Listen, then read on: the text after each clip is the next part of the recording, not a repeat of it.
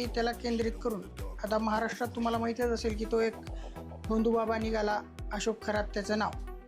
तर तो काय करतो काय माहीत नाही, पण भरपूर राजकारणी म्हणा, गलेलठ्ठ पैसेवाले लोक म्हणा, त्याने एक त्याचं स्वतःचं विश्व निर्माण करून 500-600 कोटी रुपयाचं त्यानं सर्वांकडून हे करून आणि आज तो पूर्ण सोशल मीडियावर तो व्हायरल झालेला आहे. पण त्याला नाव काय दिलं जातं आहे की तो हिंदू धर्माचा आहे, तो कुठल्या तरी पूजापाठ करायला लावतो, तो तंत्रमंत्र करायला लावतो.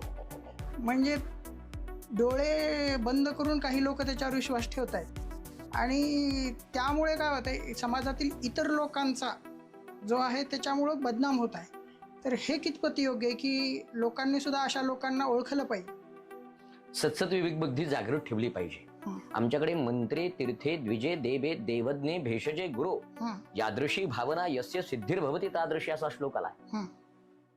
याच्यामध्ये देवज्ञ सुद्धा आलाय, भविष्य सांगणारा सुद्धा आलाय. भविष्य हे आमच्याकडचं शास्त्र आहे. आणि असे भोंदू बाबा हिंदू धर्मातच आहे असं नाहीये, ख्रिश्चनातही आहेत, मुसलमानामध्ये तर प्रचंड ह्या गोष्टी आहेत. पण मीडिया याचा कधी उहापोह करत नाही.